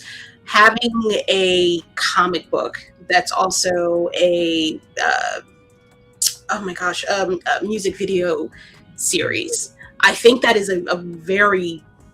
that would be a very smart way to show proof of concept and proof of life that goes beyond just showing people pretty pictures and, you know, a story with speech bubbles over them. Mm-hmm. Do you feel like that's something that you could move towards? So as far as like the transmedia of it all? Yeah. I mean, and specifically with lanterns or just in general? In general, I feel like there are a lot of ideas that are out here right now that are being pitched to different networks. Some of them obviously go all the way. Green Lantern is going to be a slam fucking dunk no matter what you do, to be honest. It's been around for so long. But you also have shows like The Beauty or Invincible, even. Yeah. Which were just strictly comics. But if you can figure out how to get somebody that is a musician, per se, or not per se, he is a musician, to take this show on tour across the country and have people flock to it and say, you know, ooh, I really want to know more about this, or I agree, I like this book, I want to see this in a video, or, you know, series format. Does that seem like something that might like snowball or become more frequent in the future? Yeah, I think that it is already, and I think it will continue to. I'm a huge fan of transmedia. Like you're getting the chance to tell the story about a specific IP in different mediums, and I think that's something that a lot of companies that deal with like fiction, IP in general, are trying their best to do. You know, one of the things, like if we're speaking specifically about DC Studios, if you remember that video that James Gunn did a couple of years ago where he was announcing all of the the new series that they were doing, one of the things that he mentions in there that they've kind of backed off of, at least right now, is that these stories were going to be told through the stories of the DC Studios of this new universe, through film, through TV, and through video games, right? And animation, right? So right now they have done film, they've done animation, and they've done live action TV. The only thing that we haven't seen is the video game side of it, tying into this like connected universe. So they're already doing that, I feel, to a certain extent. And I'm going to put a personal shout out for me here, is when I was writing video games for Blowfish Studios, I worked on an IP called Phantom Galaxies. And basically what it was a space opera mech action adventure, third-person shooter where you could use your mechs to just like, you know, fight for like this intergalactic organization. It was pretty fun, really cool experience. But one of the things that we were doing is we had the video game, which was the main thing that we were doing. I wrote a 7-issue, co-wrote the first 2 issues, but wrote the last 4 or 5 issues, comic book series that followed some of the characters from that universe. And in addition to that, we wrote several short stories that were set in universe. So that was like transmedia, like all over the place. So that way we're getting people to experience the universe through different mediums. So I do think that it's a good way to get people interested. Like some people don't like, I say up and down, tell people up and down, like if they feel that they're not getting what they want from a certain medium, Like if you feel that you're not getting, like Star Trek specifically, if you feel like you ain't getting up to, what you want from the TV shows, guess what? There are a bunch of books, right? But some people don't like to read books, right? So like if you don't like to read books, hey, guess what? You can go play video games. Some people don't like to play video games. They continue to complain. Then you can go to the comic books. You can go to the TV shows. You can go to the audio dramas that they have now too. Yeah. I think they're starting to circle back to the transmedia of it all too, because back in the day, you had the Darkstalker games at the arcade, and then you get to read the Darkstalkers comics, and then they had the Darkstalker. I don't know if anybody remembers the Darkstalker anime, but they had the Darkstalkers anime, and so you have this Capcom universe where they started doing crossovers, and then you had crossover games. So you have Marvel vs. Capcom, and the music involved. Like in my head, I can still hear "I'm gonna take you for a ride." Yep. That was like jam. But you had. And then fast forward to like the 90s, you enter Aaliyah. Aaliyah was doing adding anime into her music videos. Fast forward now, we have people like Meg Thee Stallion. Even during COVID, Victoria Monet had a animation music video because they weren't filming. And so we know Meg Thee Stallion with the cinematography that she did for some of her songs and the storytelling in that. You have Freddie Gibbs, who put out a whole visual album. You have Beyonce's Lemonade, and even He Who Shall Not Be Named, Yay, had his beautiful Dark Twisted Fantasy. Those forms of storytelling are coming back, and people see the value in the mixing of the media, especially freelancers specifically and indie creators, because we need to figure out how we're going to grab as many people as possible. People who think like there's still a stigma behind mangas, like, oh, manga's for children. It's not. Decidedly not for children. Definitely not.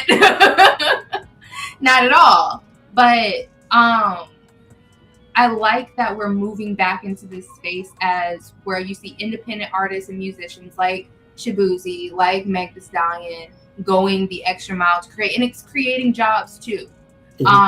Creators and indie authors and writers and illustrators that are working together to create the ecosystem, to make sure that if I get a client, I want to be able to at least direct my client to another indie.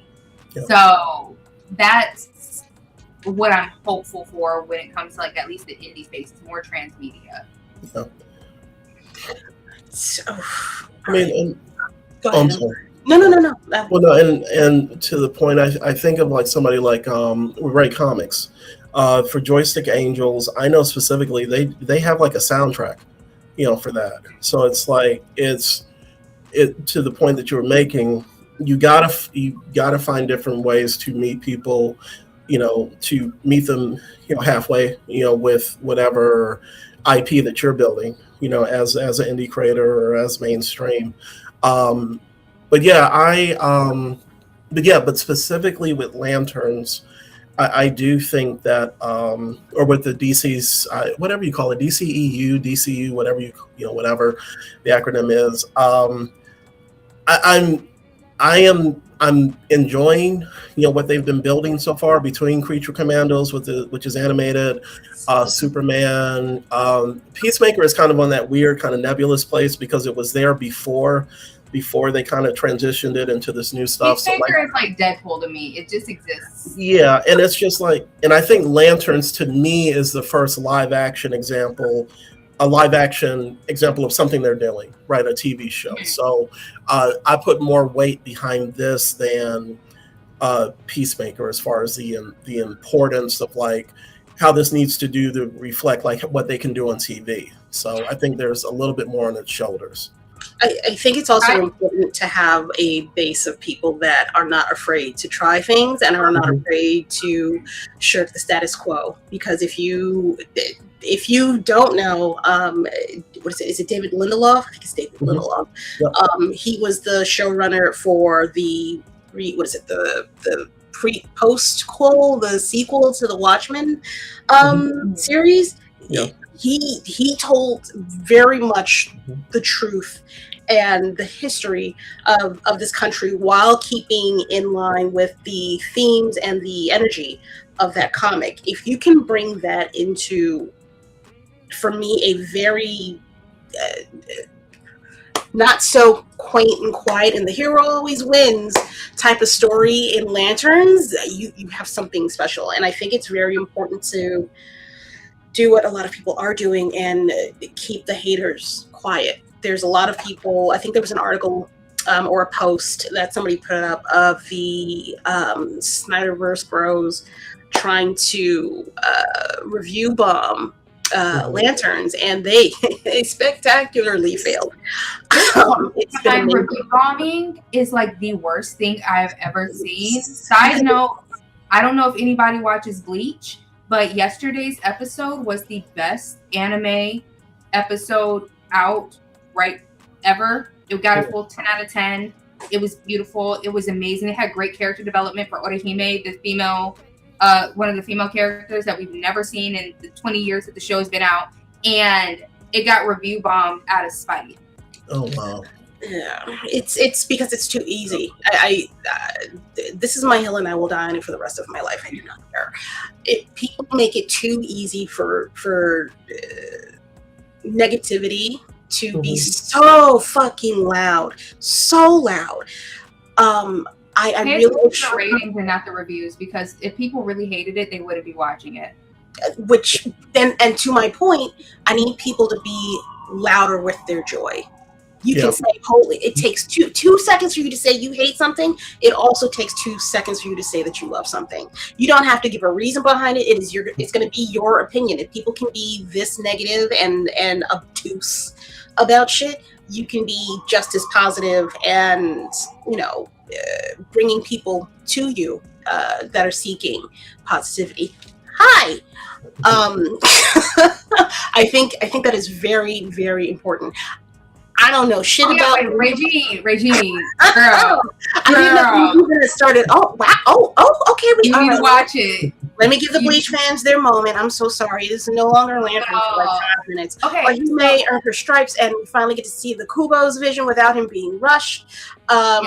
Huge wrote it. A huge fan of Bleach. Didn't know the new season started. Raheem, you got your homework assignment apparently. I don't know a goddamn thing about Bleach. I think I've told my story about my Bleach interaction. I will not be repeating it here. Go watch the previous episode to find out.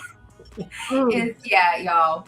But they review bombed it, and it's so unfortunate. I was thinking about this earlier today. Is that like people will sit here and talk about I was thinking about the whole Jordan Woods just got married. Her dress was gorgeous, and all they could talk about was Kylie and her boyfriend showing up with a picnic shirt on, and they're like, she looked like a hoe, and he looked like he was going to go into a picnic in Central Park or something at this gorgeous wedding. This was, she's stealing her shine. Okay, if y'all don't want her to lose her shine, then talk about her shine. Y'all will sit up here on the internet and talk about things that y'all hate all day, but you want somebody to pay you for you to say something that you actually enjoy.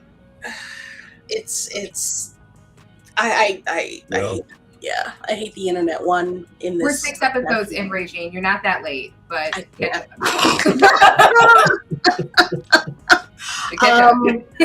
sorry, were you gonna say something, Robert? I'm sorry. No. I mean, I'm trying to. I can go on a rant about the state of the internet. I don't interact with. When I say interact, like go into a lot of the groups and read the threads.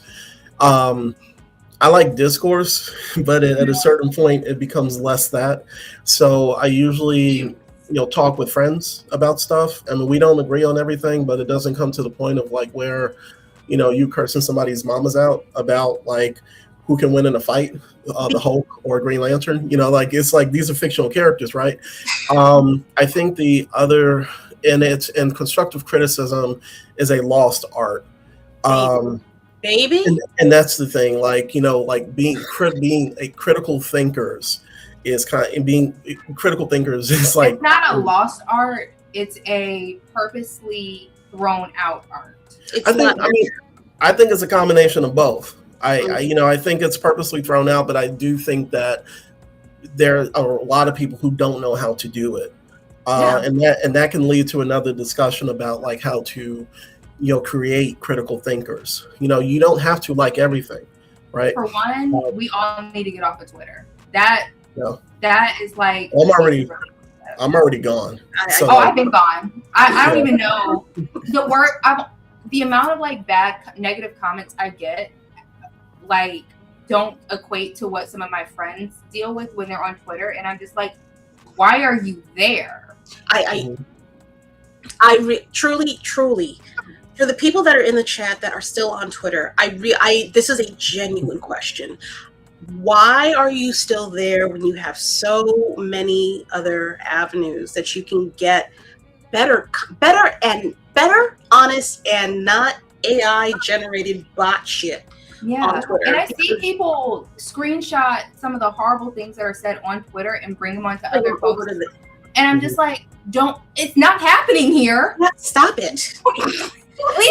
Leave it there. If you do not like it, do not take it with you and bring it to other places. And to a certain degree, I understand it from a creative perspective, because Twitter was that place where artists got a lot of their following. It was very easy to go viral, but I don't need it that bad. Not at the expense of my mental health. I don't. And so I have not been on Twitter since 2020. I can't remember when. I know it's been like 2 or 3 years for me. One of the things that I will say, jumping on that point, is that, and I can tie this into like the Green Lantern. One of the things that once I did the Green Lantern story that I kept being told is that you have to have a social media presence, right? You have to, and it was like, I kept hearing that from like all across the board. And it's this thing of, you have to, in order to keep your mental sanity, even if it's for professional work or for personal enjoyment, you got to find that balance. You got to find the balance of like, and I'm not, I don't know if like doom scrolling is included in this, but then also being able to back away. And I think specifically for us, because we're geeks, we're nerds, we're blerds, we're bleaks, whatever you want to call it, to find a moment that when you're reading a 20 message thread where it's essentially turned into like a fight about like fictional characters, you got to back away, right? And so, because I think what that can do for your mental is that it can take you down a deep, dark, like hole that you can't come out of. One of the things I did was, because I was doing that on Threads, not as much as like I would have if I was on Twitter, but I was commenting on things that were posted by people who weren't making the post in good faith. And so what I did to reduce my contact with that is I pushed Facebook, especially with all the AI stuff. I put Facebook and I put Threads in the very back of my phone, because I'm the type of person who fidgets. And so I took I'll just open an app just to open an app, and I'll open it and close it, open and close it. Yep. So I wanted to remove the ease in which I was accessing Threads and Facebook, and that really did make a huge difference in how I interact. I go on there. I do, if I'm on Threads, it's for an intentional reason. I'm working, I'm connecting, I'm networking. Yeah. I'm making sure that I'm showing up for the people who showed up for me, and then I turn it off. Yeah. And also turn off those fucking notifications. You do. I don't have notifications for. Yeah. No, I'm saying to like the general audience. Like, you don't need to. Whatever notification. I use one for Instagram, but that's it. Yeah. I think the other part of it is I try to focus on those places, like this is from the professional side of things, where I am going to reap the most probably professionally. So like LinkedIn. Just like I try to, I can't go in there and say, oh God, I hated lanterns. And, because like some editor may look at this and say, okay, he is crazy, right? Nobody wants to see Robert's like treatise on why, Superman is like the best hero. And, that's not the thing. You have to know what the media, what you're trying to provide to that medium, especially if you're being professional or if you're trying to find work or if you're trying to connect with people. I don't know. Like I mentioned this off air. Like I'm a hermit. I ain't got a problem with that. I don't. And I know some people have to be out there like that. I don't pop lock to sell comic books. I have no desire to do that. My goal is to get to the point of like Greg Rucka, somebody who barely makes any appearances on social media, and yet he is able to get consistent work. That's where I would love to be. But I know that other people they like to engage more with social media, and that's not a bad thing. I had just always been on the opposite side of things, like when it comes to that, and when I continue to see the ugliness that pervades these social media networks, and once again tying it back to lanterns, when people were like losing their minds about like the end of the the episode, and they were like, oh, it destroyed my childhood. I was just like, wait a minute, hold on. So if your childhood was that fragile, you might need to go and speak to somebody, right? So that's and that's the other thing is that the people who feel like that part destroyed their childhood, those are people who definitely needed comics to escape, and so but they didn't know how to exit that world, whereas for a lot of us, we use media to escape, but we're not allowed to forget that we live in the real world. It's dangerous for us to forget that we live in the real world. So for these people who are like, oh my god, my childhood is over because Elmo is friends with Madonna. Like, these are the people who are losing their minds because their whole world is built around this one thing. They don't. But what's crazy about that for me, Hal's died in the comics. Hal has died. This is nothing. This is not a shock to the system. What you did when Hal died, you kept reading. You kept reading the comic. This should not be a shock to your system. You should be used to this. This is not something where these aren't people who read. These are people who watched something a couple of times and they like how he looked. But it also goes towards, are these people actually real? Right. And that is where we're at. We're at a point now where you have to question, is there anybody typing, right. And is it just for the algorithm? Is it just for, whatever? I don't know. Like, I personally, I have no, the three lanterns that I have like an allegiance to will always be Jessica Cruz, Sojourner Mullen, and John Stewart. I love the idea of the core and everything. And I love that people enjoy Hal as much as they do. But I will say, from a narrative perspective, and as for somebody who has seen True Detective, when they ended the episode like that, I was like, okay, so now we're doing this whole jumping from different time period to time period to tell this mystery, this murder mystery. And I love that. Yes. Yeah. And I will say that was a gut punch when you see that image, right? But it wasn't to the point where I was just like, let me just quit the show and not move forward and then pass judgment on the other 7 episodes that are out there. I felt the first episode was very well paced. I felt the acting was on point, especially between Chandler and Pierre. I will say the part with the father and the apple. That was triggering. Okay, that's what I wanted to go back. Yeah. That's what I wanted to go back to in the beginning of ADHD of it all. First of all, where his brother's at? Where's Daddy at? That apple, that was insane. And I think his brothers were also like, you and Dad are insane.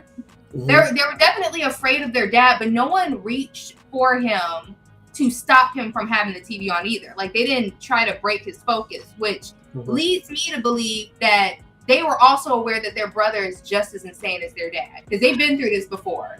We done did this with him before. I don't agree with the insanity. I'm not going to say insane. I'm not going to call him insane. Off kilter, 100%. Like this, that is absolutely outside the realm of normal. 1,000% outside the realm of normal. Bama is hilarious. I think there's layers to it. I think, I don't know who I was talking to about. My esthetician. While I was getting the facial in my cosplay, you dirty motherfuckers. I was talking to her about the time period that this all takes place. You have not Hal, you have John being a 9, 10, 11-year-old kid watching Hal go on TV. that 10-year period is about the same amount of time that Hal has probably had this ring, maybe a little bit shorter.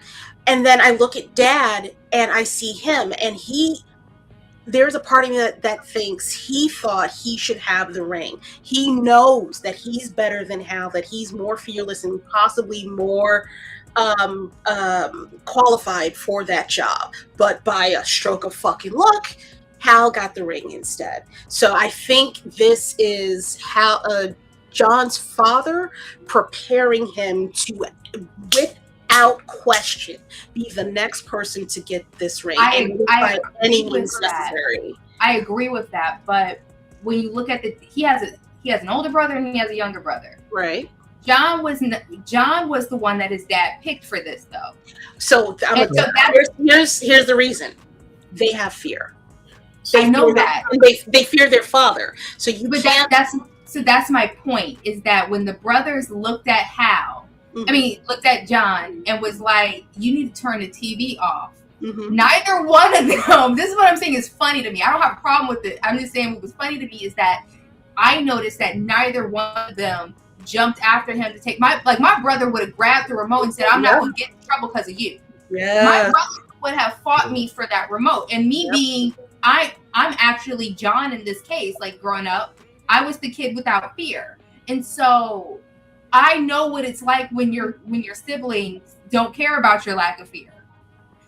And that's what I was acknowledging. Like, that dynamic between the brothers was so important to me because they showed fear of their father, but they also showed a slight fear of their brother. Like, they had enough to tell him that he needs to stop, but it did not go beyond that point. And I thought that was an interesting take. I'm sorry. So one of the things, this is me like now getting obsessed and looking at the little, clues. And the trailer for like the upcoming weeks, one of the things that they show is, and they've introduced in previous trailers, are the Manhunters.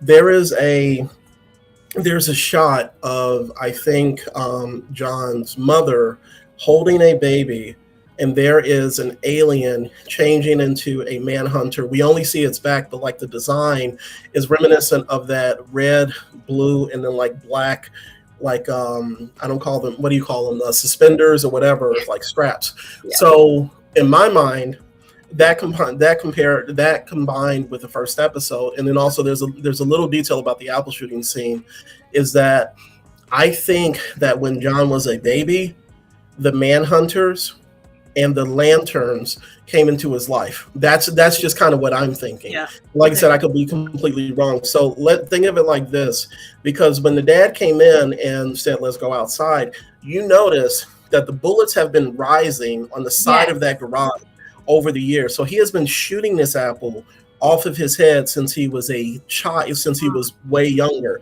So that combined with this idea of like the Lanterns presenting themselves, to his mother, like if they felt that he was like the chosen one, then there's this thing of like they've been preparing him for this all of his life. And guess what the obstacle is in front of that?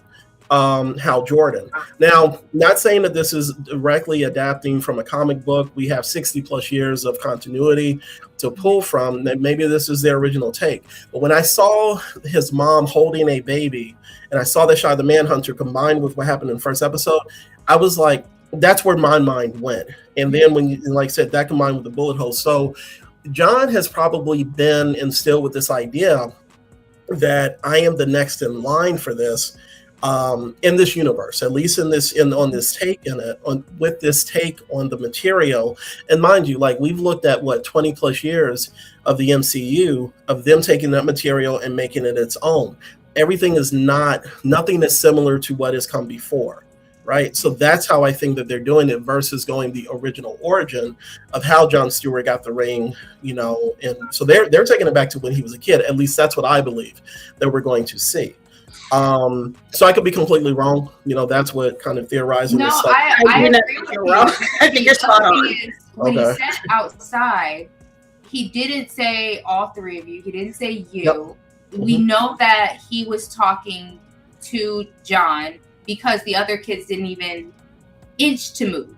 There was no question of who he was talking to.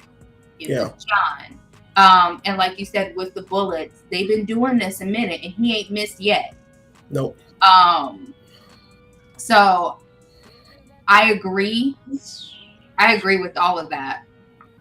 I'm very curious to see what they're going to do with his mother, because I'm mostly because of what you did in your book. I'm extremely curious of what they're going to do with his mother. Whether they actually go the activist route, whether they go, she's just nobody to fuck with. Like, she's your get your ass in here before the street lights come on. Everything that is typical Black mother. Or is she going to play the nurturing side to counter the dad's aggression? I don't see that at all. There's no way. In that house, you think she would have let her husband shoot at her baby and not been on the same time? Like, they're a team. It doesn't mean that they're not on the same time. It's just that sometimes one parent will fill a gap that's missing. And so I don't think he was raised without comfort. I hope that there is. Because my dad put me at of I hope there's a guide of what nurturing and security actually looks like. It's not always, somebody said mom, pa, can't. It's not always that dynamic, especially in the Black household. Sometimes it is, get your ass up and keep moving. This is the way that I love you and I take care of you in order to know that when I'm gone, you can go and thrive and flourish. I can't afford to be soft with you. So it's not even like necessarily that she has to be soft. Like, my mom was my disciplinarian, but she was also the one I went to when I needed a hug. My dad has never spanked me a day in my life, but he was the authoritarian parent.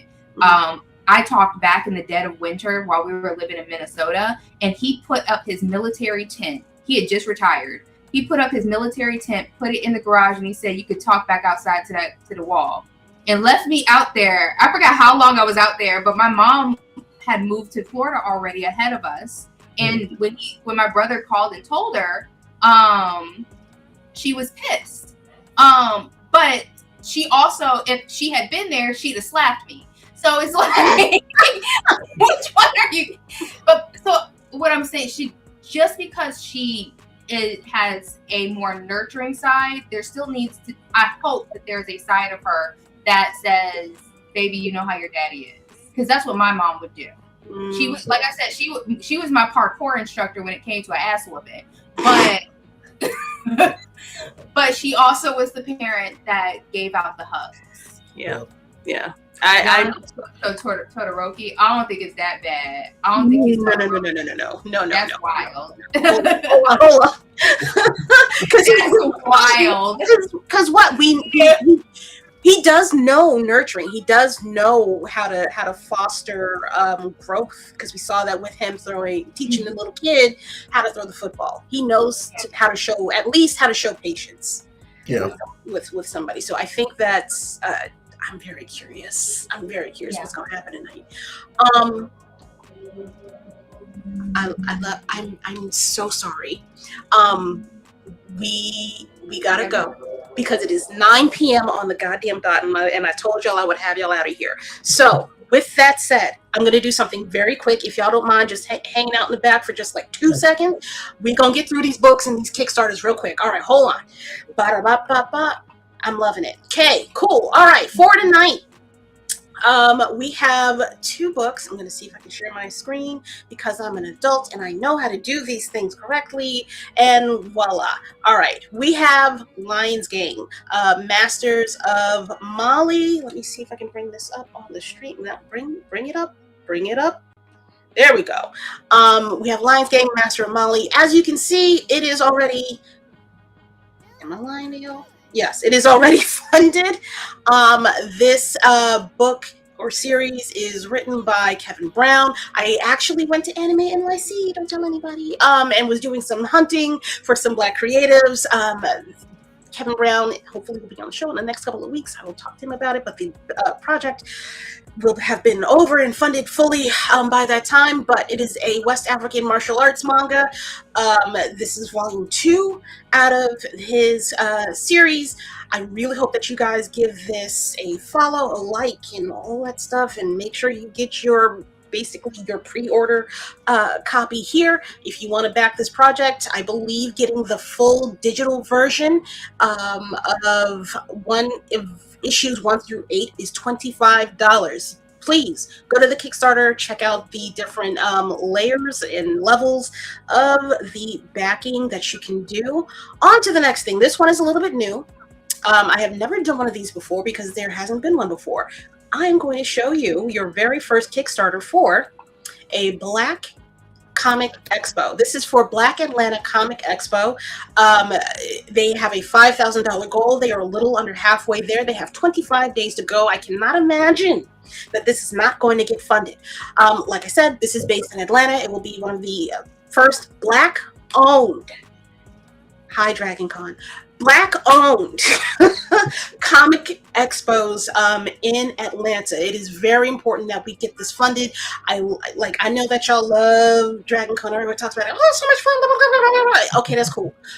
But have you ever been to a Greg Burnham comic book expo? I think you guys know him. He is part of the Tuskegee Heirs series. He's also been a part of one of my favorite books, Fumes, with M. Shai Dash. Talk about him on the show, not enough, to be honest with you. I keep threatening to have him on the goddamn show, but this motherfucker, I love you, is harder to pin down than a grease something that's slippery. Otter. Yes. Please make sure you go ahead and back this project. When you back it, you are actually buying a ticket to the convention. And as I accidentally blow past all the people that he actually has, god damn it, coming on to the convention, Dawood. Thank you, Dawood. Dawood, who is part of the animated series and the comic books as well. Stephanie Williams, if you don't know her, how'd you find me? Because that's all I do is talk about that woman on the show. Also, Marcus Williams is on here. I'm going to try to blow through everything as fast as I possibly can. We also have Dexter Vines, Aletha Martinez, another fucking. All of these people are legends in the Black comic book space. You need to know them. If you do not know them, this is the place to go to in order to meet them. If you are in the Atlanta area, this is a key convention for you to visit. It is going on, I believe it is October 31st. Halloween weekend. Yes, yep. October 31st to November 1st. Yep. Please go ahead and check out this Kickstarter. Please back it. Even if you are not in the Atlanta area, I'm going to be backing this because I want to be able to go to Atlanta, to go to a Black Con and say that I've been here, I supported them, and I felt just as at home as when I go to DreamCon. Are you going? Girl, no, I ain't got no money. But I'll give them my money. I have a table there. Oh, okay. Yeah, I'm in the city. I mean, I'm in Georgia, so I had no choice but to go. I might could swing through. You might should, or perhaps even table there. I'm sure that if you I need to text my best friend's mama and see if she's gonna be in town that weekend because she lives in Atlanta sometimes. I'm going to go through the backings very quickly. Early bird, if you get in on this, there's 71 spots available for this. If you want to buy the weekend pass, that is $30 currently. If you want a weekend one pass with certain exclusives, you get general admission, a design a lanyard, and a tote bag, that is $50. Please, if you want a weekend pass with a BAC t-shirt and the lanyard and the tote bag, that is $75. Look, Y'all gonna have to go through this. I'm not trying. Oh, VIP unable to attend. Not you get everything, even though you can't go. That's $125 plus a $30 in shipping. That is fine. You can get 4 weekend passes for $130. If you want to sponsor them, $250. Please go to the website. Go to Kickstarter. Ooh, milestone membership. Go to the Kickstarter. Check out all of the backing levels. You will not be disappointed. This can only grow and get better. This should be our Dragon Con. I'm not gonna hold you. I'm a little bit biased. But I would love it if y'all would give this a look-see. Again, all of these Kickstarters are down in the description below over on YouTube. Sorry, y'all. There's no other place for me to put that type of thing. And you can check it out. You can absolutely back both of those Kickstarters today. You have plenty of time to get on it. Yes, please. With that said, I'm going to cut this short. I'm really sorry, y'all. Robert, I would love it if you would come back on the show. At any, I'm going to invite you to come back. It's probably going to be very, very soon, like maybe for the season finale of Lanterns. That would be amazeballs if you have the time and you're not, anxious or hobbiting like I do as well. From time to time, I would appreciate it. But if you can, please let the people know where they can find you. I'm going to put you up front so you can talk your stuff, please, by all means. Yeah. You can find me at website is Robert K. Jeffrey, robertkjeffrey.com. And our best social media place is going to be on IG at robertk.jeffrey, robertk.jeffrey. That's those are the two best places to find me, and I had a really great time being here. So thank you. Thank you so much. I'm so glad that you could stop by. I'm really, really glad you could stay 2 hours. I'm really sorry. Yeah. I will reach out to you soon. If you need to peace out, it's totally fine. I'm going to put you back behind the scenes. I wish you the best. I can't wait to see what else you got coming up next. And also, whenever I want to find out if we're getting more Route 3 anytime soon, but we'll talk behind the scenes. Okay, bye. Charles, my lady. Thank you so much for coming on the show, especially with the last minute ask. Can you please let the people know where they can find you as per usual? You can find me at Chell Simone. My on Instagram, my link tree is still in my bio. If you missed out on the Love and Dark Places Kickstarter, I do have late pledges for the book still available. Those really, really help out. Super happy that it was funded. And if you have an email that you don't use, but you use it for the Kickstarter, please check that email because some pledges were dropped. And so I just want to make sure that everybody who wanted to get a book gets a book. So that's it. That's all I got. Okay, yay, hooray. All right, I'm gonna put you back behind the scenes. Okay, cool, bye. I love y'all. Thank you very much. Please, if you are not caught up on Lanterns, go and watch that tonight. Support Aaron Pierre in his endeavor. I think this is gonna be an amazing story. Please go to the description below. Go and fund these Kickstarters. I'm tired of the narrative of people saying nobody ever supports Black creatives. Bullshit. I have a whole list of fucking creatives that have been funded through Kickstarter. Shout out to Emmett, the CEO of Kickstarter. Hi, help. I would love some of your attention. I very much am down with the promotions that you are doing. It is incredible. What is it? Kickstarters for the Cultures. That is an amazing program that you are running, and lottery system as well. For everybody that is out there in the chat, I'm sorry I have neglected you this evening. But Boba Fettuccine, what it is, boo cakes. W Stream, thank you, man. Love and Dark Places has so many unique designs, a beautiful panel work. Can't wait to see more. Same, boo, same. All right, everybody, please have a good night. Enjoy your weekend. I will see you guys in technically 3 weeks. I'm going on vacation next Sunday. You will not see me. I will not be on the internet. You might see a post or two, but that's about it because they're preloaded. I need a break. I will see you guys in a few weeks, probably in the mid-season break or whatever they're going to have to do for Lanterns. And we'll chat. We'll talk. I love you all. Thank you so much for coming on tonight. I cannot wait to see you guys in a couple of weeks when I have a tan. Okay, bye.